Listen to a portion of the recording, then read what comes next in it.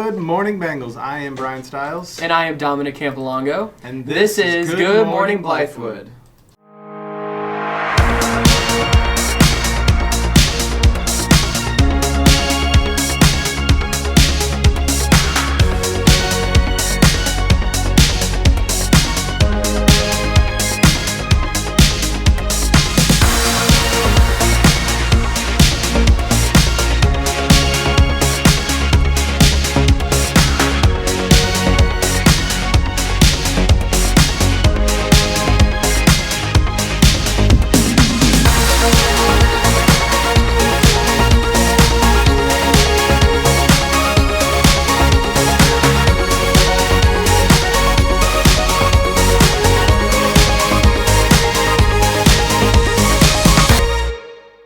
First up, Bengals, something special for the class of 2022. Seniors, if you attended Round Top or Langford Elementary, both schools will hold an alumni senior walk on Wednesday, May 25th at 1:30 p.m. Visit your former teachers, inspire those young labs and aviators as part of your senior celebration. That sounds like a lot of fun. Would you do that when you're a senior, Dom? Absolutely, I think I would. For our remaining shows this year, we'll be featuring productions from our Journalism 1 course. Students in this course learn the ropes of video journalism and reporting to prepare for producing the yearbook or Good Morning Blythewood. This week, we'll feature 3 stories from Journalism 1 students. First, check out this report on how productive students really are as we approach the end of the school year by Jada Nicholson and Jalore Thomas. Now that school is coming to an end and summer is right around the corner, are students really as productive as they used to be? We want to find out the different ways that students at Blythewood spend their free time and what motivates them to do so. June 2nd is approaching quickly, so we interviewed some students to understand how they are managing their time during these last 2 days. I think that I'm more productive now that school is ending because 1, school is ending, and 2, because we barely have any work left to do. So it's fun. I think I'm gonna probably be less productive just because I really do most of my work at school and I get stuff done at school, and it's where I go to just think more. I think I'm more productive because it puts pressure on me in school. Now that we have gathered this info, we go back to our beginning question. Are students as really productive as they used to be?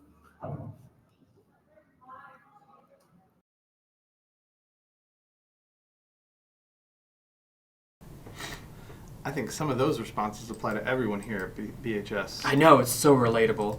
In other news, through freshman student council members and Dr. William Boyles' efforts, Blythewood High School has officially been designated a no place for hate school. Here's some information for you seniors. You likely already know that graduation will be held Wednesday, June 1st at Colonial Life Arena. There's no limit to the number of guests, and seating is first come, first serve. Also, Bengals, Senior Assembly is Friday, May 20th at 9 a.m. This will serve as a rehearsal for graduation, so make sure you dress up well and according to the dress code. Rehearsal is a formal event, just like the graduation ceremony will be. To receive your golden ticket for graduation, you must return your Chromebook, clear your hours, pay your fees and debts, return all of your textbooks, and of course, meet the academic requirements for graduation. How are yearbook sales this year, Mr. Stiles? I'm glad you asked, Dom. I just checked the numbers and we have exactly 11 books left before we sell out online. What happens after those last 11 are gone? When they're gone, they're gone. Stiles, I gotta ask, do you prefer physical books or are you more of a Kindle type of guy? Well, I own a few hundred books and a Kindle, so it really depends, but I like a physical book, especially a yearbook. Of course you do. How about we learn a little more about that print versus digital from Journalism 1 student Tierney Dozier. Advancements in technology have grown greatly since the start of the 21st century, and as Blythewood High School students continue to find different ways of learning, books are still one of the dominant resources that help students study and apply knowledge in their daily lives. While print books are still the standard in many places, schools have a different option. These include ebooks, which are books that can be read by or to a student on the internet. Both book types have their different uses, and some students may prefer one over the other. But what is the reason for these preferences? And what do librarians have to say about their reasons for using both types? I prefer print books. I just I would rather have a real book in my hand that I can flip pages. For me, it's easier to go back and forth rather than pressing a button to go back and forth. But if I want a book quickly, then ebooks. Well, both book options differ because most people don't like paper books and they feel like, oh, it's not needed because we have computers and stuff. But using your phone or computer isn't necessarily good for you. It's better if like you have like a physical thing to, you know. Some people might be more tactile. They might like, like me, to have the book in their hand where they're I guess in more control of the book, maybe.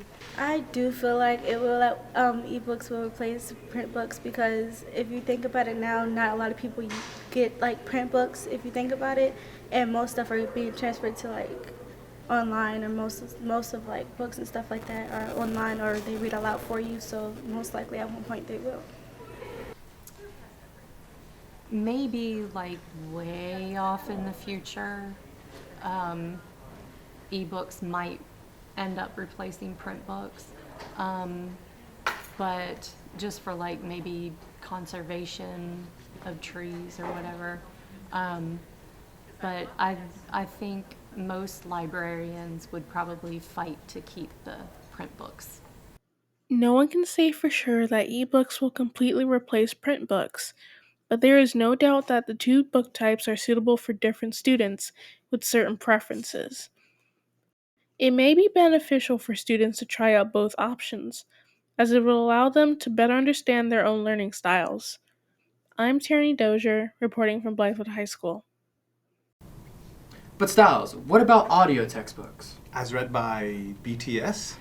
No, don't even, please. Next up, one last segment from Journalism 1 students Madison Berry, Gunnar Noreen, and Hayden Conrad reporting on cleanliness here at Blythewood High School. Okay. There are lots of pros and cons regarding the conditions and overall state of Blythewood High School.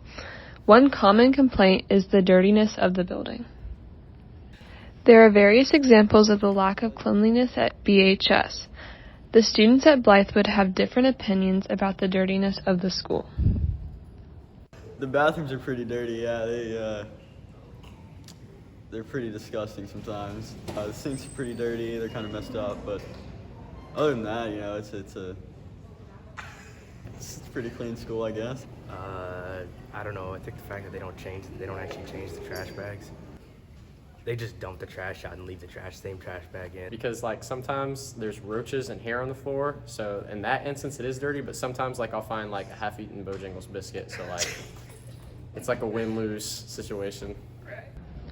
The school's cleanliness can affect education and the overall health of the school. It is important to keep students and staff healthy so that everyone can be in attendance for work and learning. I know my friend Josh Coven, it definitely affected his learning ability because he said he was sitting in class and a rat fell out of the ceiling. Some people may not want to use the bathroom, so they may like hold it till they get home. Yeah, it's just like we're not being comfortable. Right. Overall, the students at Blythewood High School want to learn in a clean and healthy environment. That's all for this week, Bengals. Thanks to all my Journalism 1 students for their work producing these segments. We'll see you next week on Good Morning Blythewood.